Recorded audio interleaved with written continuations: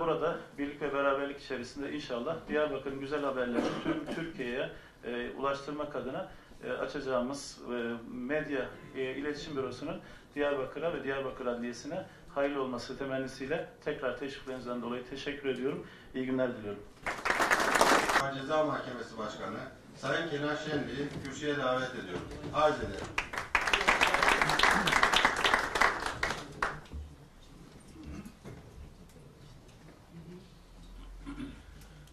Adalet Bakanlığı Strateji Geliştirme Daire Başkanı Emniyet Müdürümüz, değerli hakim ve savcı meslektaşlarım ve avukat arkadaşlarımız, adliyelerde görülen kimi davalar basında ve dolayısıyla kamuoyunda ciddi yer bulabilmekte ve bu da kamuoyunda sağlıklı bir tartışmanın yapılma imkanını ortadan kaldırmaktadır. Anayasamızın 28. maddesine göre devlet kamuoyunun haber alma hakkını sağlayacak tedbirleri almak zorundadır. Für die Menschen verständlich ist, ohne dass die Erklärung falsch ist. Tam da bu noktada yargı kurumunda basın ofislerinin önemli görevlerine değinmek isterim. Basın ofisleri yargı ve medya arasında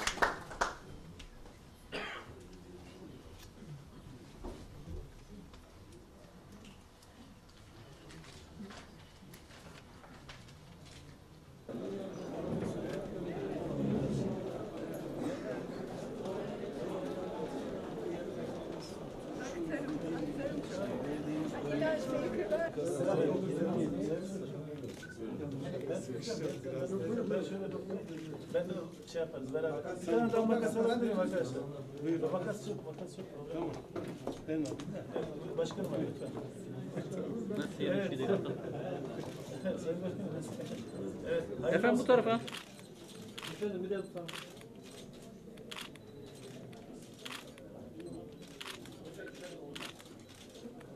Evet, hayırlı olsun.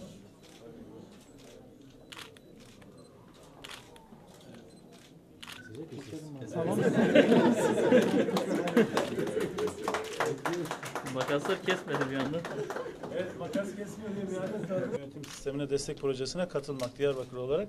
Burada o projenin de bizim için asıl hedeflenen tarafı nedir?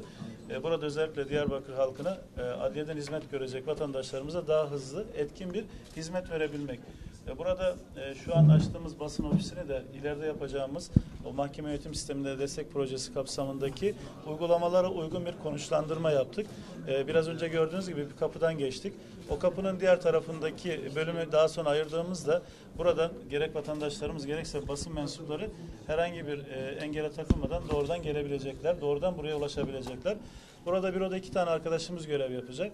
Biraz önce Sayın Başkanımın da ifade ettiği gibi o büroda görev yapan arkadaşlarımızdan bir tanesi özellikle Diyarbakır'da sizlerle hem görsel hem de yazılı basında 2'şer yıl olmak üzere 4 yıl basın geçmiş olan bir arkadaşımız. Seçerken, tercih ederken bakanlığımızın da isteği bu arkadaşlarımızla birlikte olmak. Dolayısıyla sizi daha iyi anlayan, sizin dilinizi bilen ve dediğim gibi bizim iletişimimizi kolaylaştıracak bir arkadaş tercihiydi. O konuda çok şanslı olduğumu özellikle ifade ediyorum.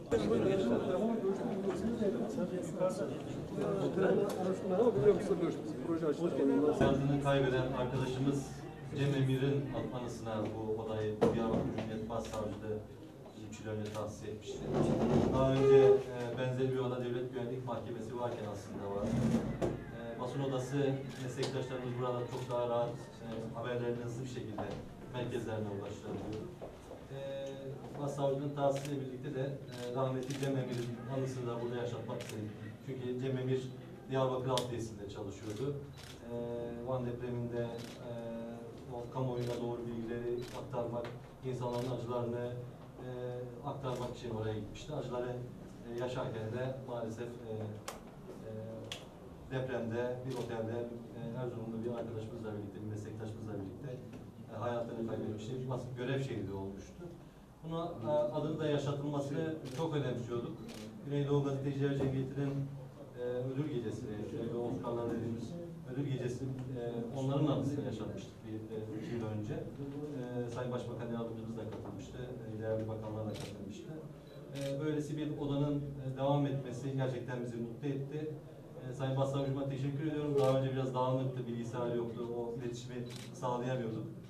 çok güzel bir oda haline dönüştürmüş. Bundan sonra daha hızlı, daha doğru bilgileri burada kamuoyunun beklentilerine cevap olacak bilgileri burada aktarmaya devam edecek meslektaşlarımız. Teşekkür ediyoruz.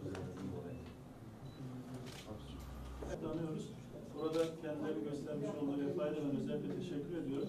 Odayı taşımayla ilgili bir konu gündeme geldiğinde yani tek kayıt var, tek şart vardı. Cem Emir'in ismi devam etsin. Tabii ki hem duygusal olarak hem de vefa olarak söylenen söze bizim kayıtsız kalmamız mümkün değil. İnşallah burası kaldığı sürece yine adliyeyle taşınsak inşallah buradaysak orası yine Cem Emir'e ait basın odası. Cem Emir'i anmak adına, hatırlamak adına ofis olarak devam edecek. Tekrar rahmet ve hürmetle almış olalım.